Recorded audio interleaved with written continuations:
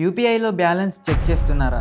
August 1 నుంచి వీటిపై కూడా ఛార్జ్ పడుతుంది. కొత్త యూపీఐ నిబంధనలు ఆగస్టు 1 నుంచి అమలు కానున్నాయి. ప్రతి ఒక్కరు కూడా యూపీఐ ద్వారా బ్యాలెన్స్ చెక్ చేసుకుంటారు. ప్రస్తుతం అటువంటి సేవలకు కూడా పరిమితులు విధించబోతున్నారు. ఈ కొత్త యూపీఐ నిబంధనలు ఆగస్టు 1 నుంచి అమలులోకి రానున్నాయని తెలుస్తోంది. National payments corporation of India తాజాగా యూపీఐ లావాదేవీలపై కొన్ని పరిమితులు ఆగస్టు 1 నుంచి విధించబోతున్నట్లు తెలిపింది.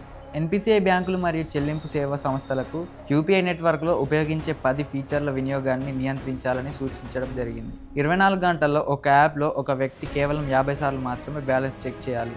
ఉదాహరణకు చెప్పాలంటే, ఒకవేళ మీరు పేటీఎం, ఫోన్పే ఇలా రెండు ఉపయోగిస్తున్నట్లయితే ప్రతి ఒక్క యాప్లో మీరు 24 గంటలు 50 సార్లు బ్యాలెన్స్ చెక్ చేసుకోవచ్చు. ప్రతిరోజు తరచుగా బ్యాలెన్స్ చెక్ చేసుకునే వినియోగదారులకు ఇది కొంచెం ఇబ్బందిగా మారవచ్చు. యూపీఐ యాప్లకు రద్దీ సమయాల్లో బ్యాలెన్స్ ఎంక్వైరీలను నిలిపివేయాలని లేదా పరిమితం చేయాలని ఎన్పిసిఐ సూచించడం జరిగింది. అలాగే వినియోగదారుడి ఖాతా బ్యాలెన్స్ను ప్రతి లావాదేవీ తర్వాత నోటిఫికేషన్ ద్వారా తెలియజేయవలసిందిగా ఆదేశాలు జారీ చేసింది. అలాగే రద్దీ లేని సమయాల్లో మాత్రమే యూపీఐ ఆటోపే మ్యాండేట్లు పనిచేస్తాయి. 3 రీటైల్తో ఒక్క మ్యాండేట్కు కేవలం ఒక ప్రయత్నం మాత్రమే అనుమతిస్తారు. అయితే ఆటోకే మ్యాండేట్లను రద్దు సమయాలలో కూడా మీరు క్రియేట్ చేసుకోవచ్చు. రద్దీ లేని సమయాల్లో మాత్రం ఆ మ్యాండేట్లు అమల్లోకి వస్తాయి. అలాగే యూపీఐలో ట్రాన్సాక్షన్ స్టేటస్ చెక్ చేసుకోవడానికి కూడా పరిమితులు ఉంటాయి. ఉదాహరణకు, మీరు ఒక లావాదేవీ చేసిన తర్వాత అది పూర్తయిన 90 సెకండ్ల తర్వాత మాత్రమే మీరు మొదటిసారి ట్రాన్సాక్షన్ స్టేటస్ చెక్ చేయాలి. అలాగే 2 గంటల్లో 3 సార్లు మాత్రమే చెక్ చేసుకోవాలి.